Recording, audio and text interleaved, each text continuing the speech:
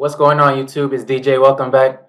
So, a lot of stuff to talk about today. It's always something in crypto. If it's not breaking news, it's baby mama drama or something. Take a look here at crypto bubbles. The market's looking kind of red today. We have Aave down 5%, Render down 3%. We have Turbo up 14%. So, it's been on a run. CoinMarketCap, the Fear and Greed Index is at a 56. Once we see the price of Bitcoin start moving, that's when the Fear and Greed Index starts to move more towards greed. Bitcoin's at $66,814. Ethereum is at $2,582. So, from the Federal Reserve, it says Bitcoin fails as a currency and remains worthless. Kind of funny, they want you to hold on to that dollar even though inflation is killing the American people and the working class while the rich continue to get richer. And they want you to continue to possess this dollar even though it's lost over 95% of its value over time. And they call Bitcoin worthless when 15 years ago it was worth nothing. And right now, one Bitcoin is approaching $70,000. So, who do you want to believe? Bitcoin and Ethereum ETFs soar with $570 million of combined inflows. So it says Bitcoin ETFs have posted a whopping $555 million in net inflows for October 14th. And with Ethereum ETFs, it said data shows Ethereum ETFs posted total inflows of $17 million on October 14th. So Ethereum definitely going to come back. We know that at the moment, retail might be feeling a little bearish on it, but when it comes to whales and institutions, they are stacking up. Why the $172 billion stablecoin market could send crypto prices higher. Now, it's just because it's like having cash on the side. That money is just sitting there in the exchanges, and at any given time, they could go out there and buy any crypto. They could buy Bitcoin, Ethereum, Solana. So that's the reason why it could send crypto prices higher. It's just liquidity. Crypto market matured dramatically in 2024. And the reason is because we've seen stablecoins get adopted. We've seen ETFs come out. And so many countries have adopted crypto education. And we've seen blockchain education become more of a thing. So, yeah. Bitcoin dominates. BlackRock's Q3 earnings call as a class of its own. Now, CEO Larry Fink emphasized the growing significance of the cryptocurrency in the global financial landscape.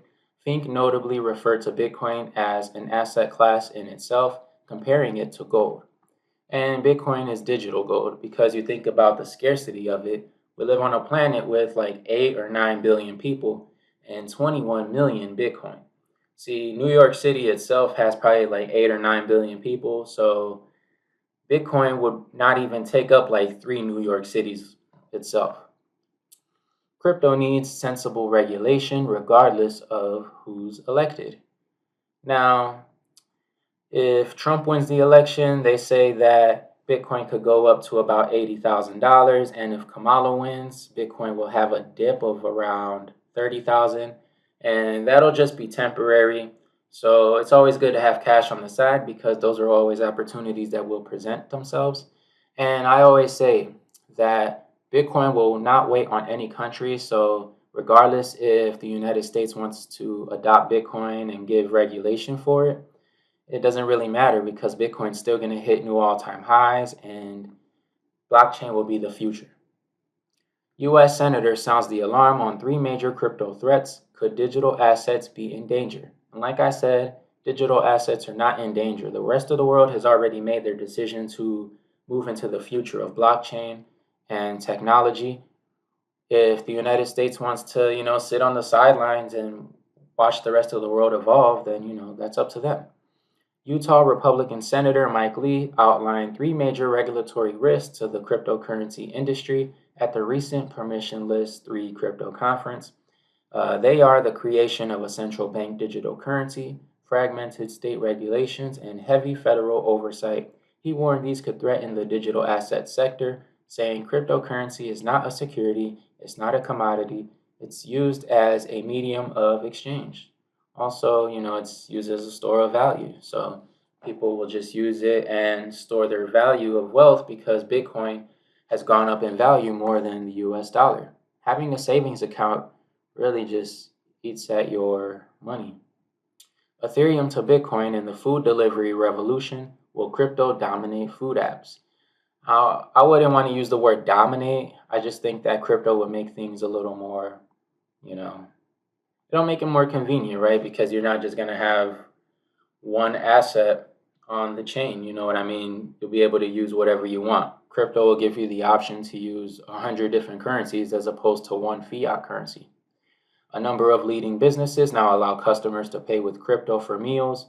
Platforms like Just Eat or Takeaway.com permit users to pay with Bitcoin in certain nations. So, with crypto, I could go to any country in the world and I'll be able to use my Bitcoin or whatever, as opposed to having to transfer to fiat and transfer to another fiat. But I don't think it's going to revolutionize anything in that particular industry. And I don't think that it's going to dominate food apps per se. Google's nuclear power plant could revolutionize cryptocurrency mining. So with this technology, a new paradigm for the production of nuclear energy could change the calculus for both artificial intelligence and cryptocurrency mining. It requires substantial upfront investment in relatively untested technologies. So there's going to be large companies and corporations that can use this technology to create giant mining facilities. Thing is that they'll be able to use it to capitalize off of things like Bitcoin mining.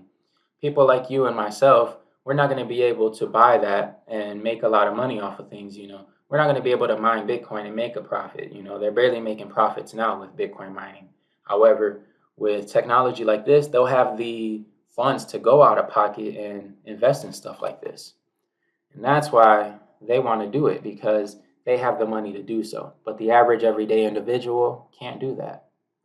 PancakeSwap X launches with zero fees, gasless swaps on Ethereum and Arbitrum.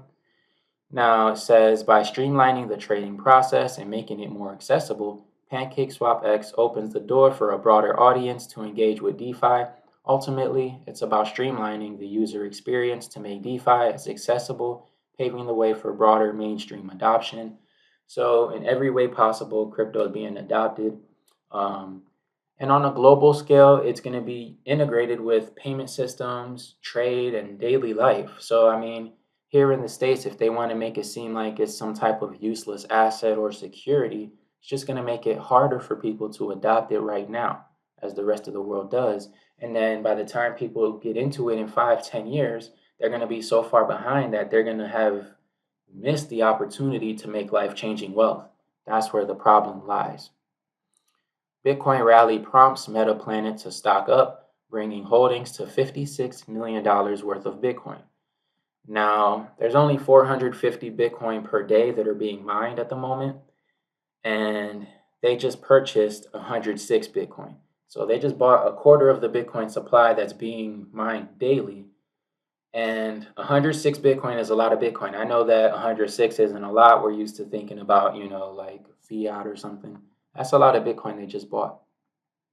And I talk about MetaPlanet every week. It kind of, makes me think these people are really aggressive when it comes to buying Bitcoin. I've been seeing their name a lot. Crypto transactions cost TD Bank $3 billion in fines, echoes of Operation Choke Point.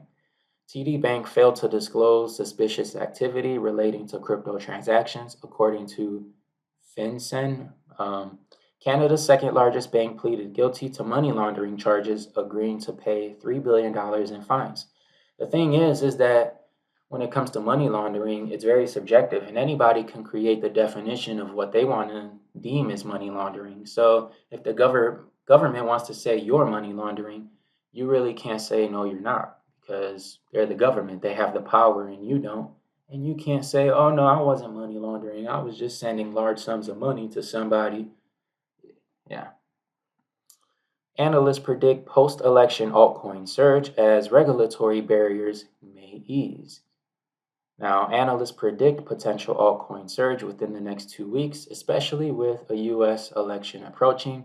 Regulatory changes, particularly for Uniswap, could boost altcoin prices if legal barriers are eased after the election.